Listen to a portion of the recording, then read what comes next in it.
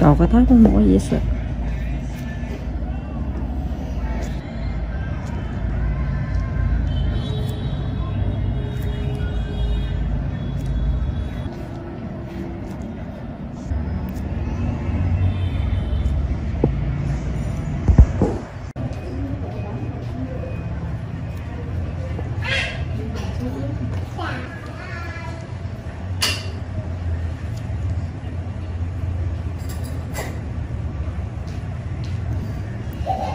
Bạn rạo Cực dễ sợ đó mà còn bữa đầm như đó đi.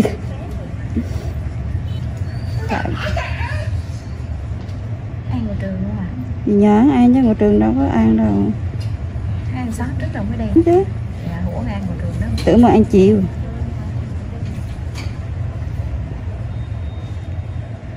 Chỉ có trường tư mới có ăn chiều.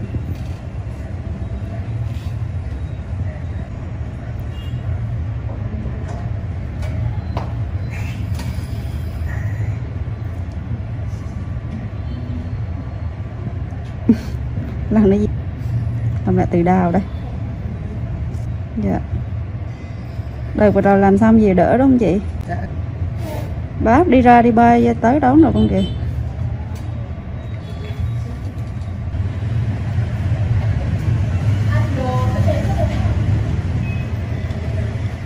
Nghe tiếng cùa xa rồi.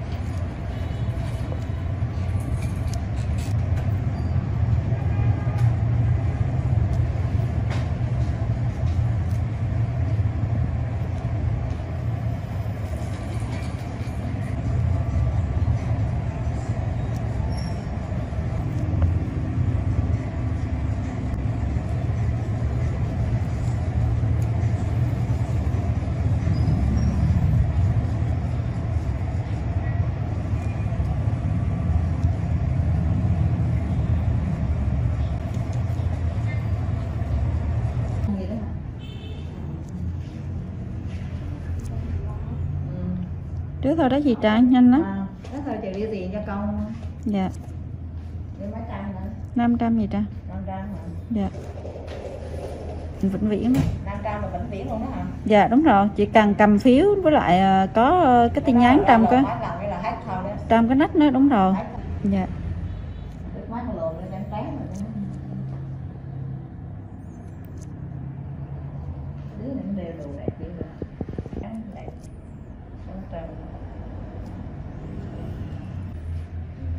Trắng trắng búp búp đều đẹp.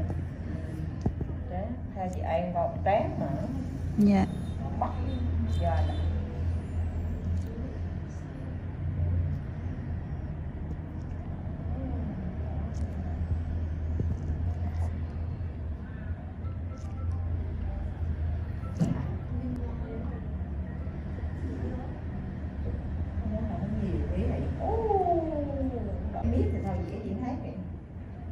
thiện ủ phúc đi. Chắc dễ chởn đi bác sĩ kìa hề.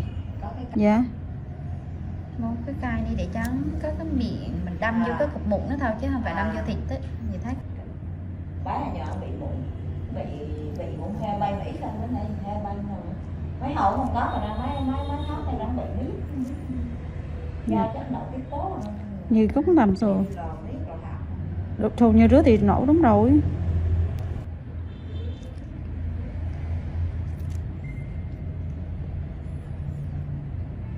Chị Trang, bữa hôm con bán cái gì tới trừ tầm thời gian bao lâu vậy chị Trang? Bữa hôm con làm cho gì tới trừ tầm thời gian bao lâu rồi? Thì nó chắc hơn rồi. để đám cưới xong rồi mới ra bán lại. Lợt đó, vitamin C nó lẫn trong cái chân trong ra, còn nó là vitamin C buổi tối, lớp thiệt mỏng buổi tối, rồi cái ban ngày là gì Trang thoa cái nó cho con.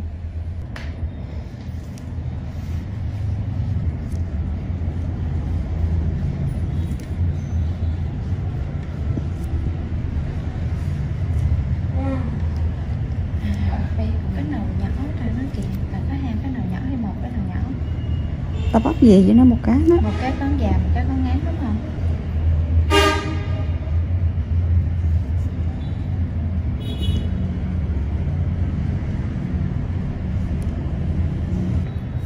Đẹp lắm thôi cho bà nó đẹp rồi.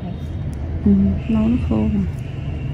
Máu hang xui thì tự nhiên cái cá bị mấy cá nó thì không bị nó thì. Chứ mấy bữa tự tin đó mà. Đúng rồi. Thì giờ mấy bữa không bị như rớt. Mình cũng làm như rớt đâu mà nó bị rớt.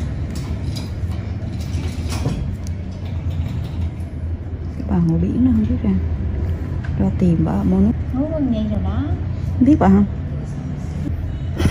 Đỡ hơn rồi. Đỡ hơn, đúng rồi bé. Trong lòng nó rất là đẹp. Thì đó, họ sợ yếu thì phải nát đó. Nhưng mà ngùa thì nó bị như rớt.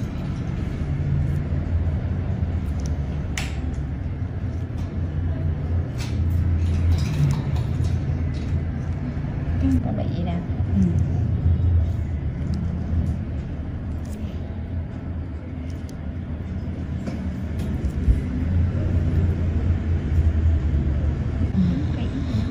Đây.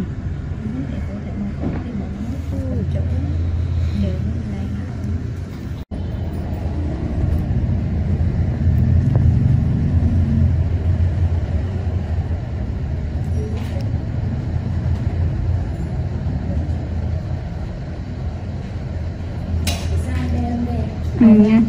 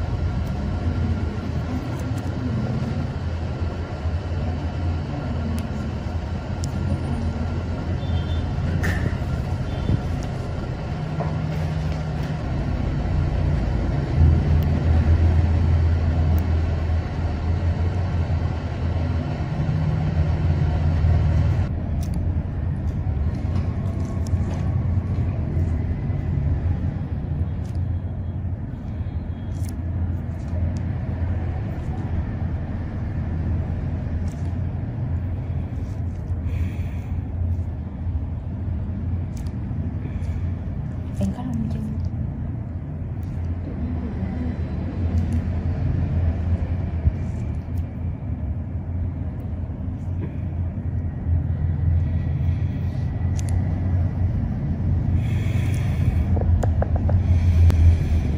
Đừng tối quá chị. Hay là mình lấy điện thoại ra mình xài đi.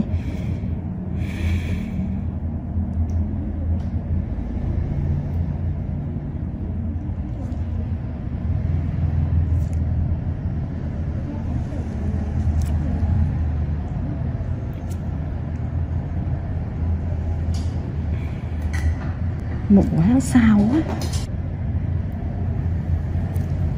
Để biết cái mụn với mụn ai không? Tùng đó. Tùng thù lao. Nó bay hình tùng. Mụn cô nó sao quá thì đầy hết gấp. Mụn nó không nhiều nhất mình. mình. Sợ đau. Thì cô nén đau nè.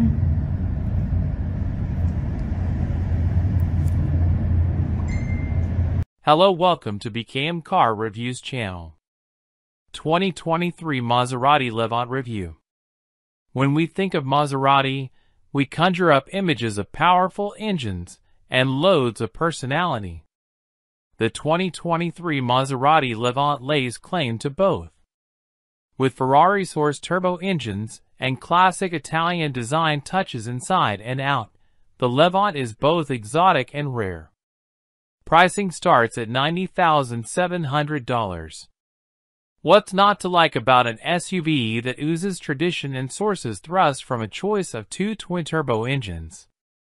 Horsepower ranges from a healthy 345 horsepower to a whopping 572 horsepower, depending on the Levant model. The offered leather or silk upholstery is interrupted with wood or carbon fiber accents. Also available are upscale luxury features like adjustable pedals, an Alcantara headliner, and a 17-speaker Bowers and Wilkins audio system that further enrich the experience. To feel good about the Levant, however, you must truly appreciate the traditional Italian experience it provides, because you will pay dearly for it. More expensive by thousands than the lion's share of its competitors, the Levant also struggles to retain its market value as the years pass. Does that make it a bad choice? Not if you want its exclusivity and performance. However, if it's value you seek, you may want to look elsewhere. 2023 Maserati Levant pricing. The 2023 Maserati Levant starts at $90,700. With more than 20 mid-size luxury rivals arrayed against it, the Levant is on the high end of the price spectrum. For example, the Land Rover Range Rover Sport, Mercedes-AMG GLE Coupe, and Porsche Cayenne Coupe are all thousands less. This may explain why the GT and Medina are the best-selling Levant models. Although the Maserati boosts the Medina's horsepower and beefs up its brakes, we would still stick with the GT and pocket 10 grand. Every Levant grade features the Q4 all-wheel drive AWD system. You can save some serious cash and still stay with Maserati if you pick the smaller gray Kale. It starts at $63,500. Here's the Levant lineup. 2023 Maserati Levant GT, $90,700. 2023 Maserati Levant Medina, $101,400. 2023 Maserati Levant Medina S, $127,600. 2023 Maserati Levant Trofeo, $167,000. These are the manufacturer's suggested retail prices, MSRP, and don't include the $1,495 factory delivery fee. Before buying a 2023 Maserati Levant, check the Kelley Blue Book fair purchase price to know what you should really pay. The Levant's resale value brings up the rear of the segment pack, along with the BMW X5 and Audi Q7. What's new for 2023? Maserati put the Levant through a mid-cycle makeover in 2021. Therefore, it rolls into 2023 unchanged. As of now, the Italian carmaker has remained mostly mum regarding Levant's future. However, we have heard rumors of an electric version on the drawing board for 2025 or 2026. Driving the 2023 Maserati Levant. The Maserati Levant may be part of the Stellantis family, but this is no Jeep. Its architecture is similar to the Maserati Ghibli sedan. Therefore, it has real athleticism at its core. This is a well-tuned chassis complemented by either a Ferrari-sourced turbocharged V6 or turbocharged V8. We rate the performance among that of the best SUVs. Although we love the raucous V8 in the Medina S and Trofeo, as well as the extra V6 output in the Medina, we'd stick with the GT. Why? Because even in its entry-level guise, we think it's a blast to drive. However, if your pockets are deep and you crave more power, move on up the model range. Every step up adds to the Levant's gusto. And that chilling V8 sound? We can't get enough of it. The all-wheel drive, AWD, system has a bias to the rear wheels, but it can send up to 50% of the power to the front wheels. Off-roading isn't the Levant's specialty, but it can hold its own when the pavement runs out. That's thanks to an off-road mode and the standard Skyhook adaptive suspension system capable of raising the Levant's ground clearance. Italian interior. Packed with premium materials like available Zegna silk and Pianofiore leather, the Levant's cabin is luxuriously furnished. However, you may be just as pleased with the interiors of less pricey competitors. For example, the Range Rover Sport. The front seats are plenty roomy, but the back seats are a little tight. You can comfortably fit 2 average-sized adults in the back, but most rivals in this class are roomier. The same goes for the cargo area, which is among the more modest in the segment. Looks like a Maserati. You will instantly recognize the Levant as a Maserati. In no small measure, that's because of the liberal use of the distinctive trident emblem sprinkled around the exterior. In front, a concave grille is flanked by a handsome light signature creating an exotic look. Elegant body lines and a sloping roofline give the Levant a sporty profile. We applaud the countless options for customizing the look of the Levant. There are several wheel options, and you can even choose between 5 different brake caliper colors. You may also select between a traditional chrome exterior trim or the darker Turismo appearance package. The Levant is on the larger side of the mid-size luxury SUV class. Its dimensions are similar to the Audi Q8, and it's a little bigger than the Porsche Cayenne, BMW X5, and Mercedes-Benz GLE class. Our favorite features and tech. Ferrari-sourced engines. The stable of twin-turbo V6 and twin-turbo V8 engines breathe life into the Levant with impressive thrust and an intoxicating exhaust note. Skyhook suspension. Tuned for performance, this adaptive suspension can not only raise and lower the Levant but minimize dive when braking, body roll in corners, and squatting when accelerating. We found it also smooths out the ride. Adaptive matrix headlights. Automatically adjusting to various conditions, like high-speed driving and rain, these LED headlights also include high beam assist. Panoramic sunroof. A 2-panel sunroof, it spans both rows of seats. Power adjustable pedals. We were able to find the most comfortable and effective driving position with these pedals that adjust, moving closer or farther away. Bowers and Wilkins audio system. Drawing on 1,280 watts, this 17-speaker system delivers you are in the room sound. Our only complaint, cranking it up drowns out the vibrant sound of the exhaust. Standard features. Maserati loads the base GT trim with lots of standard features. In addition to the twin-turbo V6 powering it and the Medina, it gets AWD.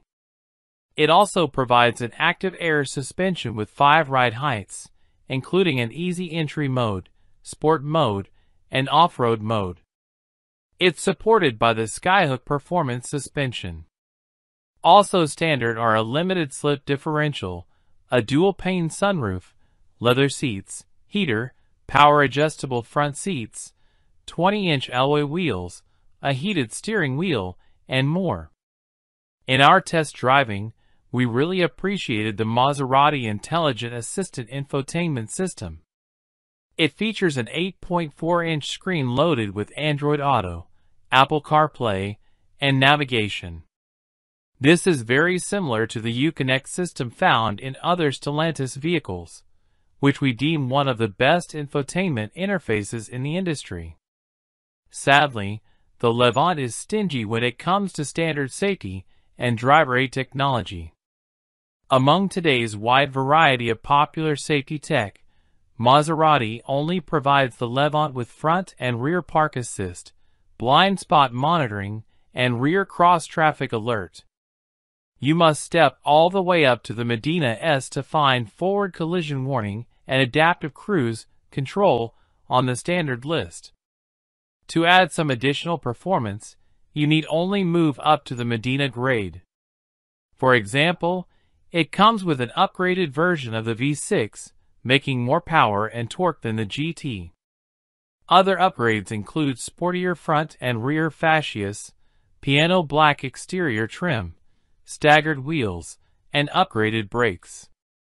Picking the Medina S model gains you the turbocharged V8 engine plus many more features like paddle shifters, adaptive full LED matrix headlights, and upgraded full leather upholstery. A Harman/Kardon premium audio system, full-speed adaptive cruise control, a surround view camera, automatic emergency braking, and traffic sign assist are also standard. Finally, the Levant hits its peak performance in the Trofeo model.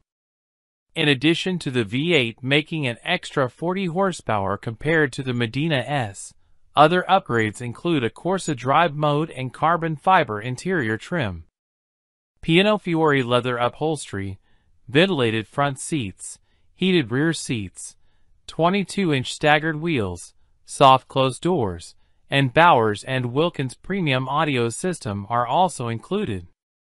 Factory options. Maserati offers many of the Medina S, and Trofeo standard upgrades as options on lower trims.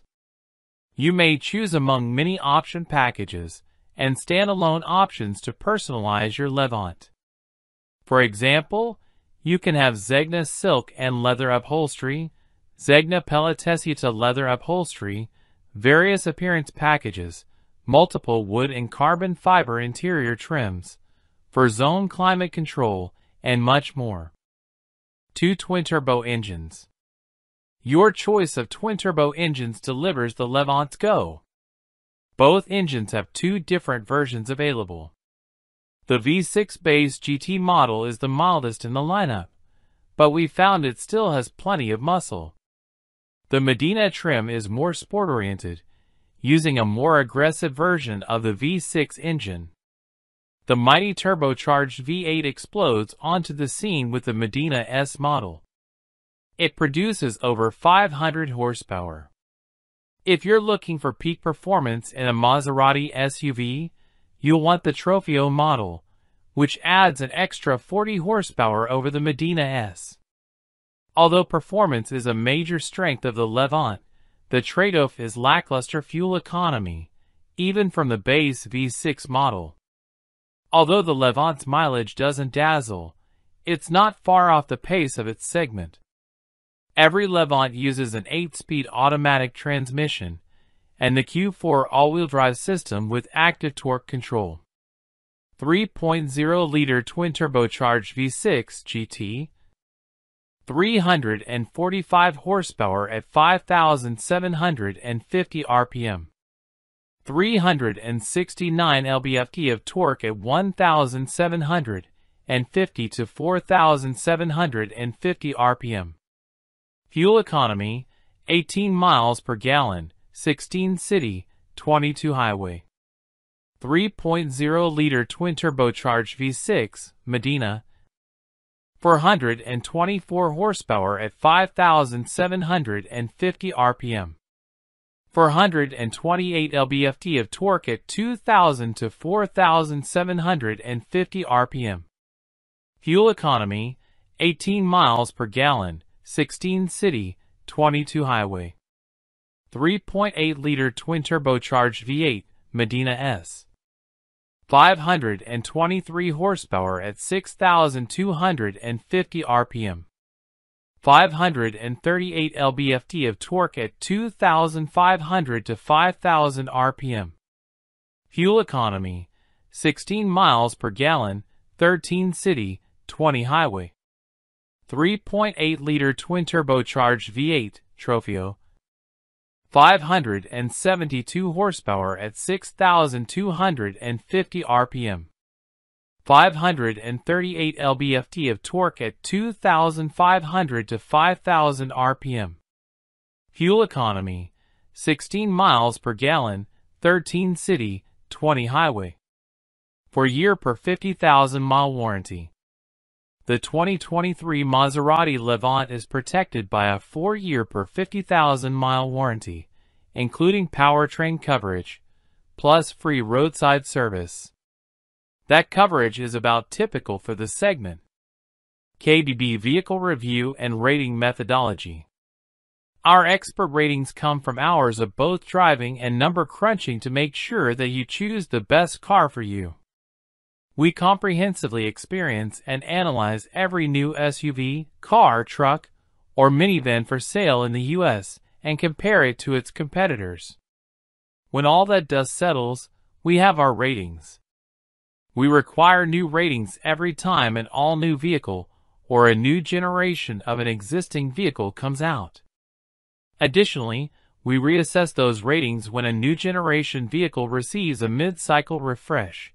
Basically, sprucing up a car in the middle of its product cycle, typically around the 2 to 3 years mark, with a minor facelift, often with updates to features and technology. Rather than pulling random numbers out of the air or off some meaningless checklist, KBB's editors rank a vehicle to where it belongs in its class. Before any car earns its KBB rating, it must prove itself to be better, or worse, than the other cars it's competing against as it tries to get you to spend your money buying or leasing. Our editors drive and live with a given vehicle. We ask all the right questions about the interior, the exterior, the engine and powertrain, the ride and handling, the features, the comfort, and of course, about the price. Does it serve the purpose for which it was built? Whether that purpose is commuting efficiently to and from work in the city, keeping your family safe, making you feel like you've made it to the top, or that you're on your way, or making you feel like you've finally found just the right partner for your lifestyle.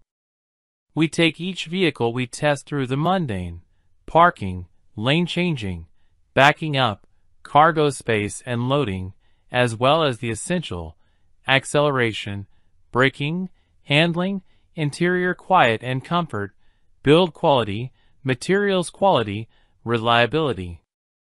Hello, welcome to BKM Car Reviews channel. 2022 Lexus LS Overview. As the flagship of the Lexus lineup, the 2022 LS sedan sets the standard of luxury and refinement for the brand, but it disappoints in a couple of important areas. The entry-level powertrain is a smooth-running twin-turbo V6, but it lacks the punchiness of a V8. The upgrade powertrain is a hybrid setup, which is insufficiently refined for a car in this lofty category.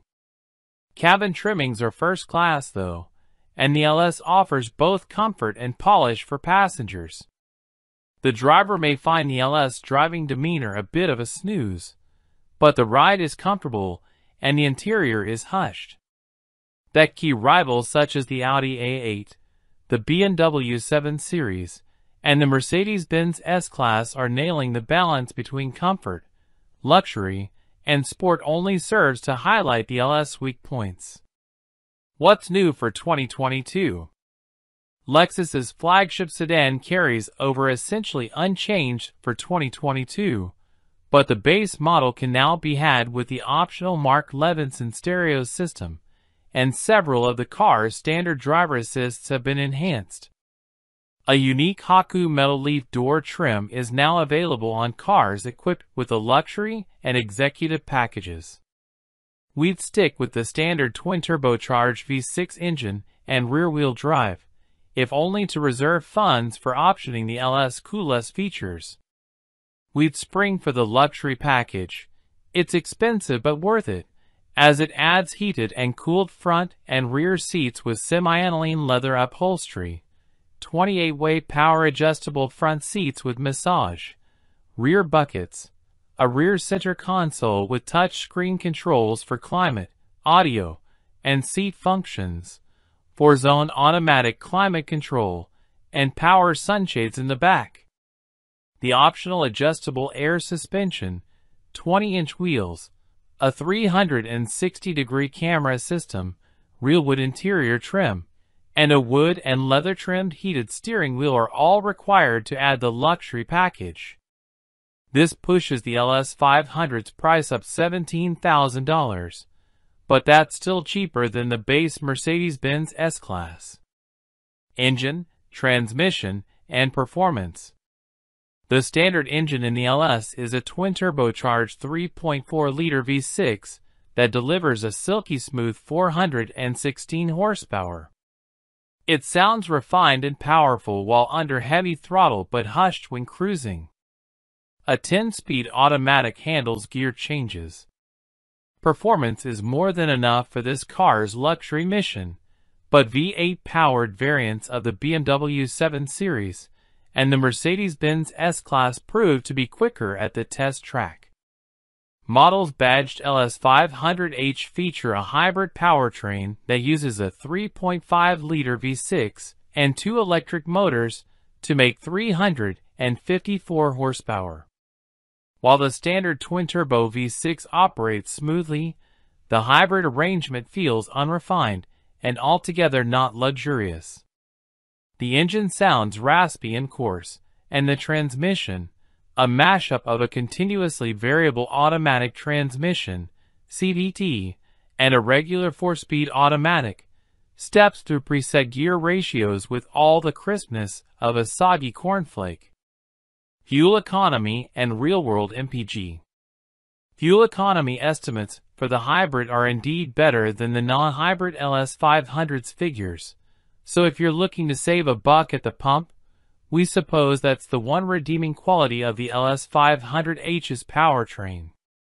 Whereas the rear-wheel drive LS500 claims 3019 mpg highway/city, the rear-wheel drive LS500H earns 3325 mpg ratings from the EPA. In our real-world testing, an all-wheel drive LS500H managed a 30 miles per gallon result on our 200-mile highway fuel economy test. An all-wheel drive non-hybrid model managed 29 miles per gallon. For more information about the LS fuel economy, visit the EPA's website. Interior, comfort, and cargo. Flowing lines, intricately patterned fabrics, and rich leather upholstery fills the cabin of the LS.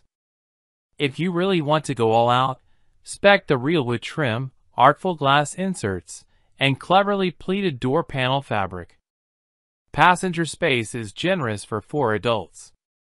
Adding a 5th person in the standard 3-across rear bench would deny passengers a true luxury experience, so we recommend selecting the optional bucket seats. The rear seat backs are fixed, so bulky cargo items may not easily fit in the LS. The trunk, however, for the LS500 and hybrid model is generously sized, each holding 6 carry-on suitcases. Both the Audi A8 and the Genesis G90 accommodated the same amount of luggage. Infotainment and connectivity. All LS models come with Amazon Alexa, Apple CarPlay capability, navigation, and a 4G LTE Wi-Fi hotspot, all controlled through a new 12.3-inch touchscreen. That means the fussy touchpad on the center console is no longer the only way to adjust vehicle settings, switch audio sources, or set a destination in the navigation menu. The system also recognizes some voice commands. That said, is it too much to ask for physical buttons for things like seat heating? Lexus apparently thinks so. In order to activate this feature, users must turn to the screen. Safety and driver assistance features. As with most other Lexus models, the LS comes standard with the Lexus Safety System Plus 2.5 suite of driver assistance features. A more advanced semi-autonomous driving mode feature is an option. For more information about the LS crash test results, visit the National Highway Traffic Safety Administration, NHTSA, and Insurance Institute for Highway Safety (IHS) websites. Key safety features include standard automated emergency braking with pedestrian detection, standard lane departure warning with lane keeping assist, standard adaptive cruise control with lane centering assist, warranty and maintenance coverage. Lexus offers longer powertrain coverage than BMW or Mercedes, but doesn't match up to Genesis's plan of 100,000-mile coverage. At least the first maintenance visit is provided free of charge. Limited warranty covers 4 years or 50,000 miles. Powertrain warranty covers 6 years or 70,000 miles. Complimentary maintenance is covered for 1 year or 10,000 miles. Hello, welcome to BKM Car Reviews channel. Mini Clubman Review 2022. Overall verdict on the Mini Clubman. There are plenty of cars on the market that are dependable and capable, but without much in the way of character, so the Mini Clubman is a welcome change. Mini Clubman Review 2022 Front Left Exterior. The Mini Clubman might not be to all tastes. The retro styling is potentially polarizing, but it's definitely distinctive. It's good to drive, but also practical and efficient. We'll explain all in our Mini Clubman review. The Mini Clubman is still quite clearly a Mini. Parent company BMW would not be foolish enough to mess around with the retrofied looks that are a massive part of its appeal. However, it would not be unfair to say that it looks like a stretched version of the Mini hatchback. It can't match the visual charm of the regular Mini then, but it's still an interesting looking thing. Whether they are practical or not is another matter, but the vertical opening rear doors that hinge from the sides of the car are eye-catching touch and a nod to the original Mini Clubman of the 1960s. Inside, the Mini Clubman has plenty of familiar touches too, such as the circular speedometer and infotainment display, toggle switches, and chunky detailing.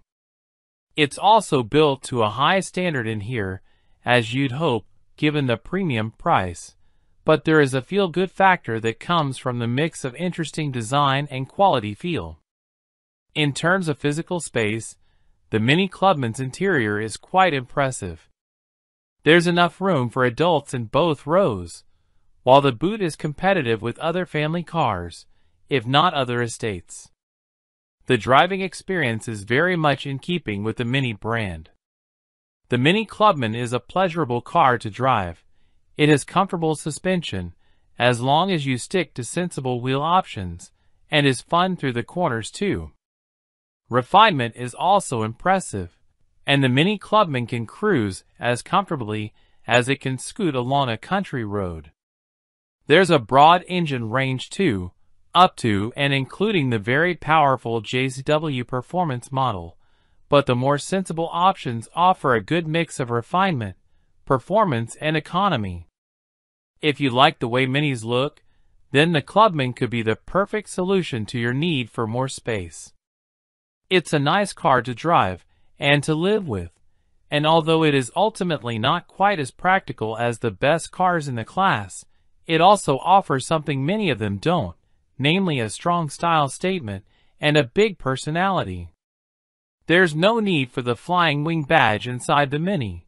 Sit in the driver's seat, and you will instantly know where you are. It's one of the most stylized interiors in the market. Whether it's stylish or not is a matter of personal opinion, and makes a pleasant change from the fine but dull cabins you tend to find in Mini rivals. Mini Clubman Review 2022 Front Interior. It's not all style over substance either, as the Mini Clubman's dashboard is quite sensibly laid out. The big central speedometer is mirrored in the circular central infotainment screen, and the rotary controller down low by the gear lever is easy to use, with the backup of steering wheel controls and voice control for many functions. The toggle switches are an attractive design feature too, although they are placed quite low down on the dashboard, which can make them hard to find when on the move. All occupants should find it easy to get comfortable. The driver's seat has height adjustment as standard, and a handy feature is that the instrument display moves in tandem with the steering column, so you'll have a clear view regardless of your driving position. The seats themselves are comfortable, although many persist in using a lever to adjust the seat back rather than a rotary knob which allows finer adjustment. One slightly negative aspect of the Mini Clubman's bold design is that the windows are relatively narrow, so visibility is not as good as you might expect from a car of this size, and the rear doors leave a pillar in the center field of view. Handling and ride quality. What is the Mini Clubman like to drive? From the very beginning of the reborn version, the Mini has had a reputation for being good to drive, and although the Clubman doesn't quite match up to the go-kart with stripes ideal, it's still one of the better cars to drive in the class. Mini Clubman Review 2022 Front Left Exterior. Perhaps more importantly, the Mini Clubman offers a good level of ride quality, as long as you choose the right specification. On the standard wheels and suspension, it deals well with road imperfections most of the time. Only sharper imperfections make their presence felt. If you choose the sport trim with the Mini Clubman, you get stiffer suspension, but can be deselect, and larger wheels which trade comfort for sharper handling, more grip in corners, and sportier looks. There is also the option of 700 pounds adaptive suspension, which let you choose between a comfy ride or neater handling. Unlike a lot of modern cars, the Mini Clubman steering is quite weighty. It gives the driver confidence, and the fact that it is not over-assisted helps you judge how much grip the car has in bends.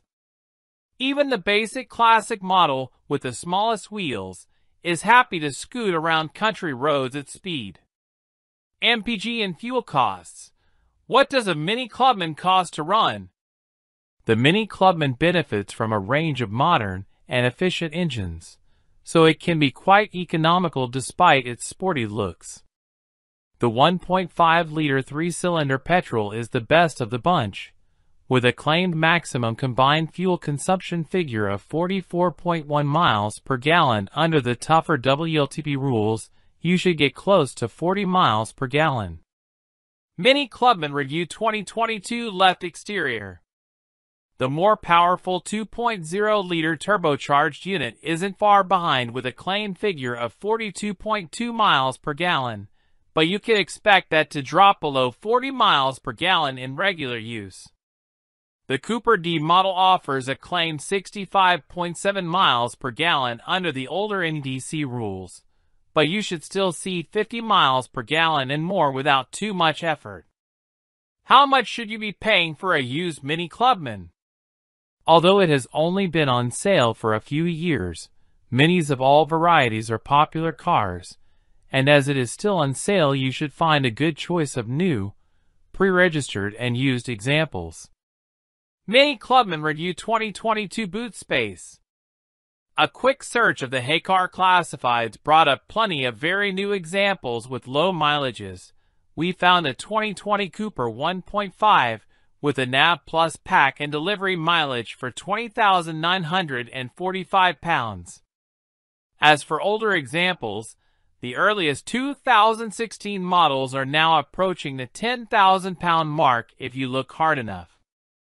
We found a 2016 Cooper D model with under 70,000 miles on the clock for 9,500 pounds, or a 1.5-liter Cooper from the same year with less than 40,000 miles for just over 10,000 pounds.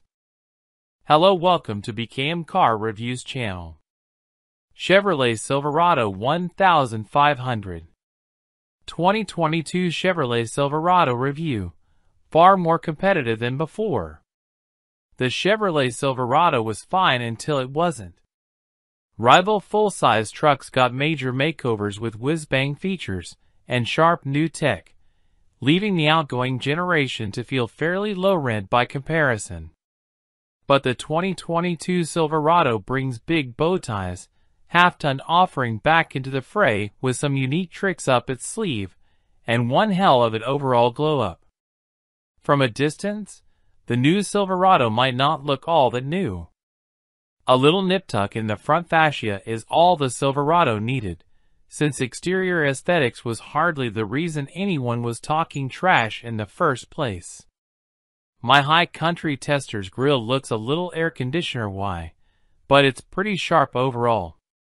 The $445 Multi-Flex tailgate adds a whole bunch of versatility to the bed, while $1,495 retractable side steps make getting in and out easier for shorter folks, and they tuck up against the body nicely when not in use. The single greatest point of improvement on the 2022 Silverado, though, can be found upon opening the door.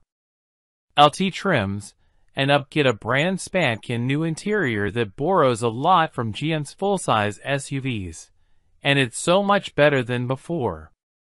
The plastic fantastic vibe is largely gone. There's more soft-touch material in its place, and the dashes of wood around the cabin look and feel premium.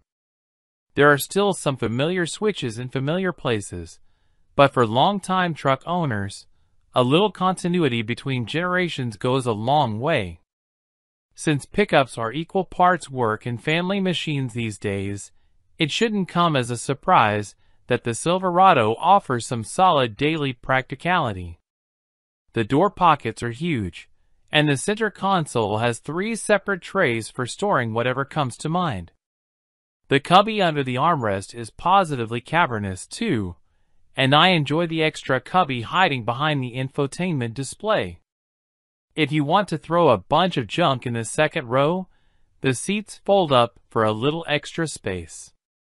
When hauling humans instead of buckets, second row storage is nearly as plentiful as what's up front. Every Silverado with the new interior also gets a major tech boost. The new digs come standard with a 13.4-inch widescreen infotainment display running the latest version of the Chevrolet Infotainment 3 software. A dock along the left side offers quick swaps between pages, but there's a split-screen setup that better utilizes all that real estate. Wireless Apple CarPlay and Android Auto are standard, but the coolest part is a bunch of new Google integration, including a voice assistant and Google Maps, the latter of which lets me log into my Google account so I can bring searches from my phone or desktop right to the car. My High Country Tester also includes a flashy new 12.3-inch digital gauge display. There are 4 different configurations on offer, in addition to segments of the screen that can display all sorts of vehicle information. The only bummer is that you can't put Google Maps in there. When navigation is running, the gauge cluster only shows the next turn and the distance to it. The $1,870 technology package adds a full-color head-up display that brings relevant information even closer to my line. When it comes time to charge, the front row can access 2 USB-A and 2 USB-C ports, in addition to a 110-volt outlet, while rear passengers get 1 USB-A and 1 USB-C. While most of that stuff is impressive, it's not exactly unique to GM or the 2022 Silverado. But you know what is? Super Cruise. And while you have to shell out $60,000 or more to access it on the High Country model, in addition to paying $2,200 for the system itself, it's worth it. It's cool and composed in a way that Ford's Blue Cruise or Tesla's Autopilot is not, and it's damn easy to figure out what the system is trying to convey, thanks to very obvious icons in the HUD and gauge cluster, in addition to that slick LED array in the steering wheel. Just get the truck up to speed on the highway, hit the Super Cruise button, wait for the lights to turn green, and Bob's your uncle. When Super Cruise is active, just keep your eyes on the road and the Silverado will handle the rest. The latest iteration of this software does a great job holding this large mass of metal in the center of its lane.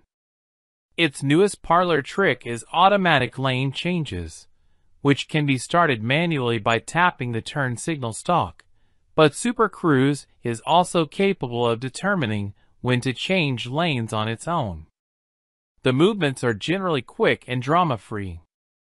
My favorite part is that Super Cruise won't hang in the left lane if it's avoidable. If the system detects an open lane to the right, it'll keep itself from being the guy and holding up faster traffic. In that sense, it's better than most human drivers. Even if you don't opt for Super Cruise, the 2022 Silverado is still pretty well loaded with safety systems. All trims get automatic emergency braking, blind spot monitoring, lane departure warning, and lane keeping assist. The aforementioned technology package adds adaptive cruise control, and while parking sensors are also part of the equation, they arrived disabled on my tester because of supply chain issues, although the Windows sticker includes a $50 credit for a later retrofit when parts are available. Otherwise, the 2022 Chevy Silverado is a regular old pickup truck. Buyers can opt for a diesel inline-6, a turbocharged inline-4, or two different V8s, and my tester comes toting the top-tier 6.2-liter V8, which makes a sufficiently potent 420 horsepower and 460 pound-feet of torque. It's not exactly thrifty, coming in at an estimated 15 miles per gallon city and 20 miles per gallon highway, numbers I find easy to meet but not the easiest to beat. Nevertheless, all that permits a max tow rating of 13,300 pounds, ahead of the Ram 1500, but just below the Ford F-150.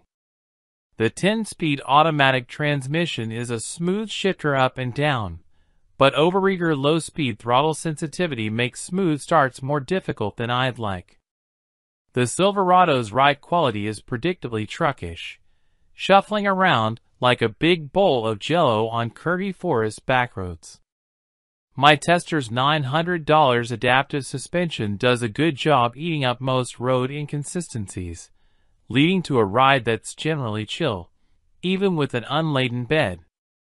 There's a sport mode baked into the Silverado, but I have no idea why anyone would activate it. It just makes everything feel jumpy. The 2022 Chevy Silverado is not a cheap proposition. Regular cab models start at $36,395, but that limits you to the work truck trim that lacks the new interior. Crew cab variants start at $42,095 for the WT with rear-wheel drive.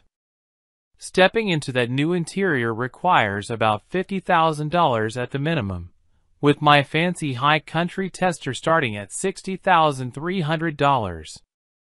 My tester's options list includes $2,495 for the 6.2-liter V8, $2,425 for a moonroof and fancier wheels, and all the upgrades I mentioned earlier.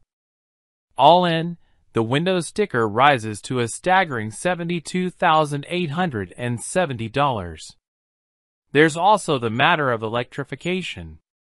The Silverado EV still only exists as a $100,000 kit-out moonshot, while the Ford F-150 Lightning is reaching customers as we speak, and it can be had for as little as $53,000 in its XLT trim with a standard range battery.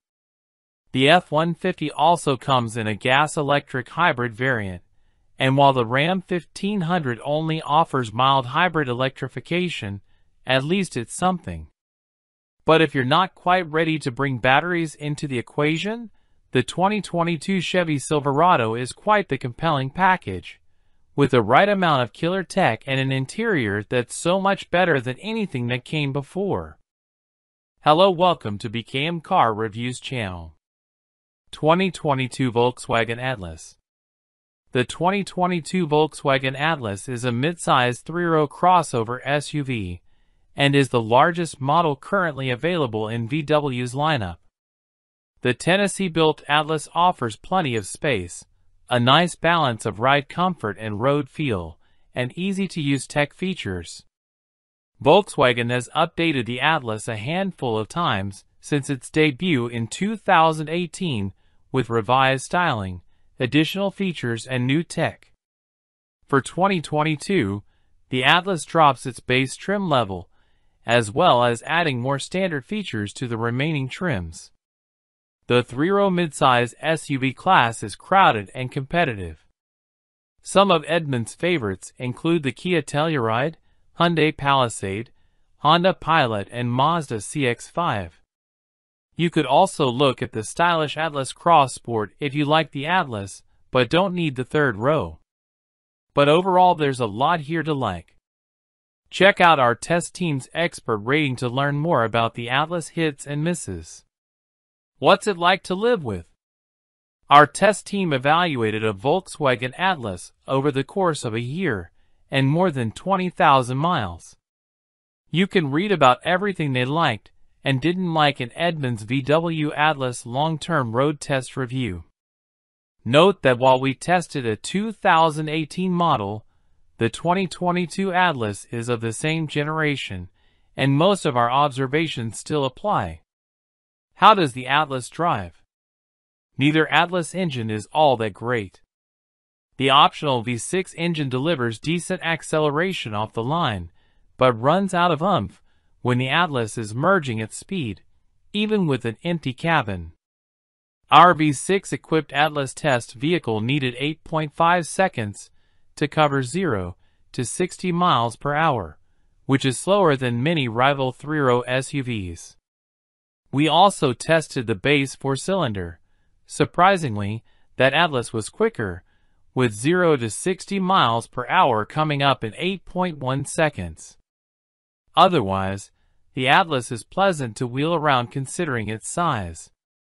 It's composed and stable when going around turns, and the smooth brakes and transmission shifting make this an easy SUV to drive every day. Comfort. 8.0/10. How comfortable is the Atlas? The Atlas front seats lack some adjustability, and the bottom cushions feel a little flat and long, which might be uncomfortable for short drivers. Both back rows recline, and the second row slides and has a slightly firmer middle seat. The Atlas has a settled ride quality. The suspension absorbs most bumps and road undulations without getting overly floaty. There's some road noise, and the large mirrors generate noticeable wind noise at highway speeds, but it's nothing the audio system can't conceal. The Atlas climate system is strong and has plenty of heating and cooling capacity. How's the interior? There's plenty of room in all directions up front, and the second row is wide enough for 3 adults across. Also, the third row fits adults 6 feet or shorter, with surprisingly little effect on comfort. The Atlas also gets high marks for its clever sliding second row seat, with good rear visibility to boot. It does take some time to become familiar with the Atlas available digital gauge cluster, but once you're accustomed to it, functionality is wide-ranging. One downside to the touchscreen infotainment system interface is having to look at what you're pressing, which takes attention away from driving. How's the tech? The Atlas boasts a strong assortment of technology features. The infotainment system includes Apple CarPlay and Android Auto smartphone capability. The base stereo has pretty good quality, and the optional 12-speaker system on top models boasts impressive sound quality. Voice control is improved over previous versions of the Atlas, but remains restricted to pretty basic commands. A number of driver aids also come standard, and adaptive cruise control handles transitions and maintains gaps well for such a large vehicle. We also like the subtle lane keeping assist. The rear-view camera is crisp and provides several viewing options. How's the storage? The Atlas dominates the midsize SUV competition with 20.6 cubic feet of space behind the third row and a maximum capacity of 96.8 cubic feet. The flexibility of the manual folding flat seats is great, and our test SUV also had a hands-free tailgate. The Atlas offers a good amount of storage space for small items, but there are no obvious storage cubbies for items such as sunglasses or section compartments in the center armrest bin.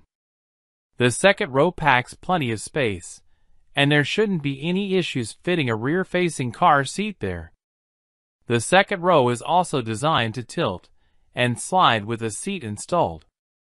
How's the fuel economy? The 4-cylinder engine is less thirsty than the optional V6.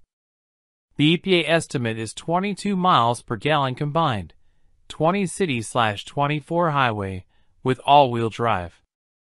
On our 115-mile evaluation route, our AWD-equipped test Atlas averaged 23.5 miles per gallon, indicating the rating is accurate. But that still trails some 3-row V6-equipped rivals such as the Honda Pilot and Toyota Highlander.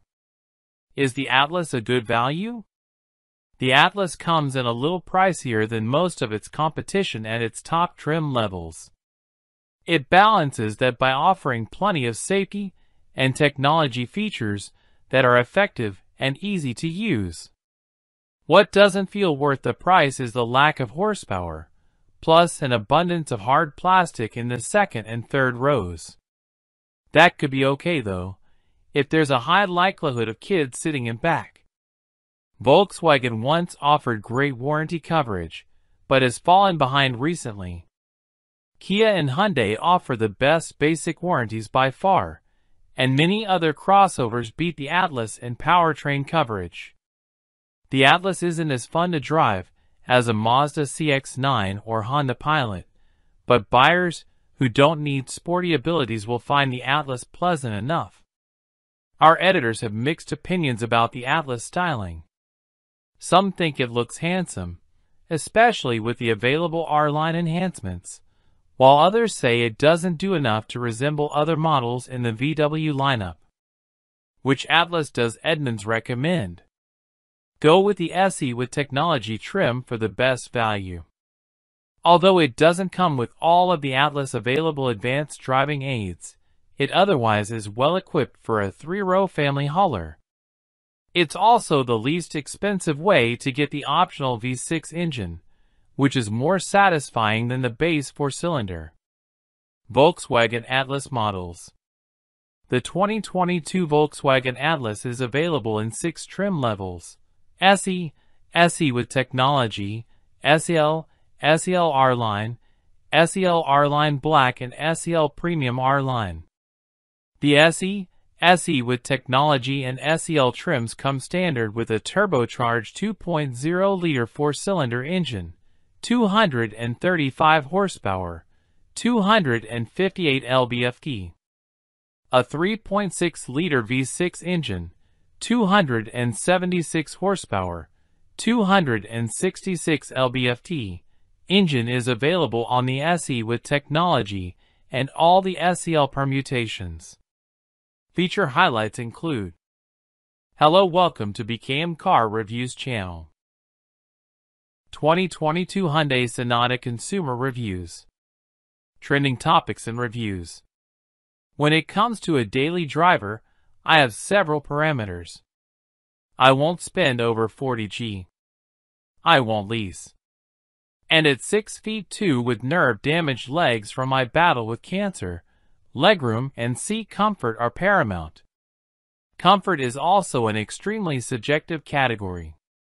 What works for you might not work for me, and vice versa. Accord Sport/Touring seats don't work for me. Camry and TRD trim is too fast and furious for me. Altima has a CVT Trans and horribly uncomfortable driver's seat for me. I was considering a K5 GT, but none to be found locally. Figured I'd drive a Sonata in line to get a feel for the package and scratch it off my list. I was not a huge fan of the 2020 exterior redesign, although it slowly grew on me. And it does look better in inline trim. I had a few cars on my list to spend a few days looking at and driving. The N-Line was the closest, so I started there. Sat in it for a bit, and the driver's seat worked for me. Salesman threw a tag on it and told me to go have fun. Within a mile I was impressed. 20 minutes later when I returned, I told the salesman to make me an offer I couldn't refuse. I drive it home 90 minutes later. The ride is firm, but not harsh. It's definitely quieter than the previous generation Sonata. Handles great. Faster than a Hyundai should be allowed to be. The dual-clutch transmission is fantastic. I've owned 24 or so cars over the years, several German. I've never been approached about any of them the way I've been with this car. 7 weeks with it as I write this, and I've been approached by strangers nearly 24 times. Some knowing what the N-Line is. Some asking if it's a Genesis or an Audi. Some genuinely not knowing what it could be. Gripes? Wish it had memory settings for the driver's seat. Wish it had ventilated seats, although so far I really don't miss them. The light sensor for the auto headlights is beyond sensitive. I can barely clear going under an average overpass at highway speeds without the lights coming on in barely 2 seconds. Honestly, that's it. I don't regret my decision, and I look forward to driving it every day. Update April 23, 2022. Just over 20,000 miles in. Thermostat was replaced back in January. It was stuck open, so wasn't really getting much heat. Other than that, routine oil changes, engine and cabin air filters, and replaced the tires only due to personal preference. I wasn't a fan of the Pirellis. A couple of 500-mile days with road trips. Still get asked what kind of car it is frequently. Fit and finish still like new. Was this review helpful? I researched my cars for a year or so before buying, and was particularly interested in the Sonata N-Line and the Kia K5 GT, both built on the same platform and mechanically identical. The Kia GT has a lower MSRP, but all the cars I found for sale came with a $4,000 GT1 package, which jumps the MSRP up over $35,000 compared to $33,000 for the Sonata N-Line. That includes all the GT1 features in the MSRP. Those 12 Bose speakers are very nice. The question, is this a family sedan or a muscle car? My answer is that it's family sedan with teeth. The first impression of the car, riding high on the 19-inch tires, is that it's big. My previous car was a 2017 Sonata Eco, and when I told my wife that the N-Line was identical in length and width, she said, "No way, this is a much bigger car." It was only when she saw that it fit into the same space in the garage as my 2017 that she believed the dimensions were the same. I've owned some muscle cars in the past, and most of them made you drive them hard. They just weren't that smooth at low speeds. The N-Line is not that way at all. Drive it with a light touch, and you'll get 28 mpg combined, and it's just as smooth and elegant as can be. But when you want the power, it's there. This car won't ever be described as tossable, but you can take it into a curve fast, and it will hold the line. I frankly don't plan to try to beat others off the line all that often, as the car burns rubber easily, and I plan to hold onto those expensive 19-inchers for a while. But the temptation can be hard to resist. Yesterday a guy with a tricked-out Mercedes came up beside me at a light and started gunning his engine. I didn't bother switching to sport mode and started off the line lightly to avoid burning rubber. He got out a little ahead, but I blew him away easily. Get the N-Line up to 1650 RPM gently, and then step on it, and it will fly. The Mercedes chased me around for a while trying to do it again, and I just ignored him. Guess he just couldn't believe his hot car was clobbered by a Hyundai. But where the N-Line is particularly impressive is in mid-range acceleration.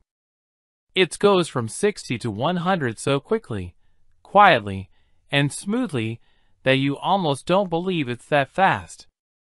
I really like the sleeper aspect of the car.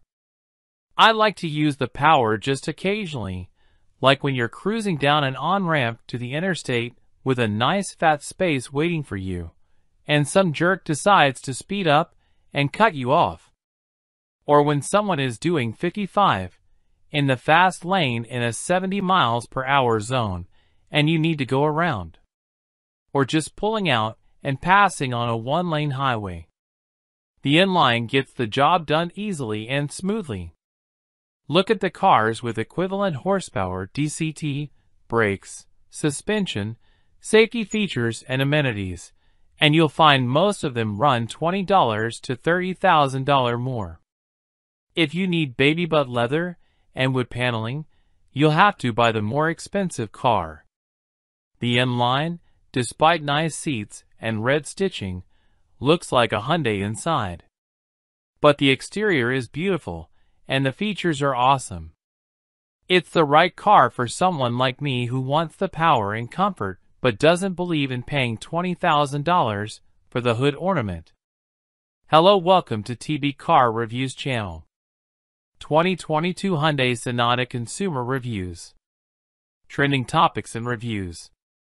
When it comes to a daily driver, I have several parameters. I won't spend over $40,000. I won't lease. And at 6 feet 2 with nerve-damaged legs from my battle with cancer, legroom and seat comfort are paramount.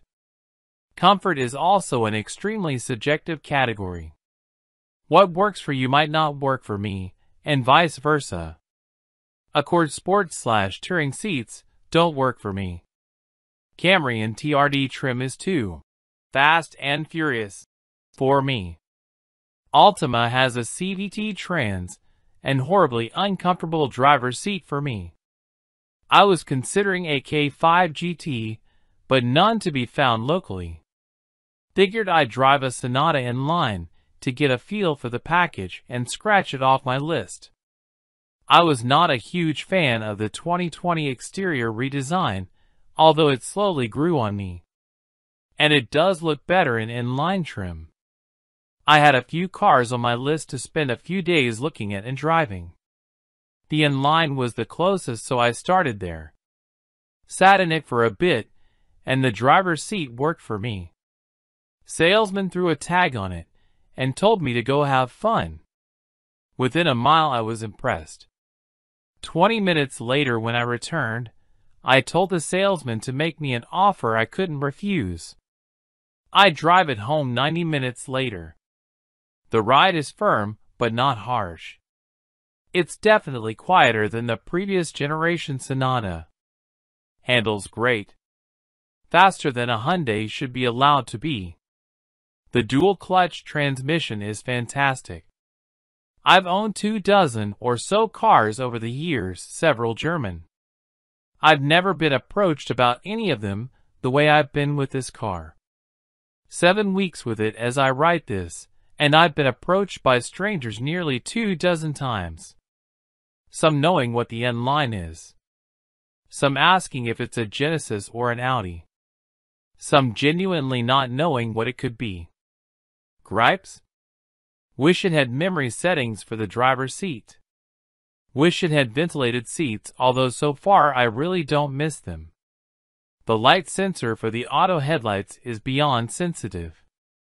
I can barely clear going under an average overpass at highway speeds without the lights coming on in barely 2 seconds. Honestly, that's it. I don't regret my decision, and I look forward to driving it every day. Update April 23, 2022. Just over 20,000 miles in. Thermostat was replaced back in January. It was stuck open, so wasn't really getting much heat. Other than that, routine oil changes, engine and cabin air filters, and replaced the tires only due to personal preference. I wasn't a fan of the Pirellis. A couple of 500-mile days with road trips. Still get asked what kind of car it is frequently. Fit and finish still like new. Was this review helpful? I researched my cars for a year or so before buying, and was particularly interested in the Sonata N-Line and the Kia K5 GT, both built on the same platform and mechanically identical. The Kia GT has a lower MSRP, but all the cars I found for sale came with a $4,000 GT1 package, which jumps the MSRP up over $35,000 compared to $33,000 for the Sonata N-Line that includes all the GT1 features in the MSRP. Those 12 Bose speakers are very nice. The question, is this a family sedan or a muscle car? My answer is that it's family sedan with teeth. The first impression of the car, riding high on the 19-inch tires, is that it's big. My previous car was a 2017 Sonata Eco, and when I told my wife that the N-Line was identical in length and width, she said, "No way, this is a much bigger car." It was only when she saw that it fit into the same space in the garage as my 2017 that she believed the dimensions were the same. I've owned some muscle cars in the past, and most of them made you drive them hard. They just weren't that smooth at low speeds. The N-Line is not that way at all. Drive it with a light touch, and you'll get 28 mpg combined, and it's just as smooth and elegant as can be.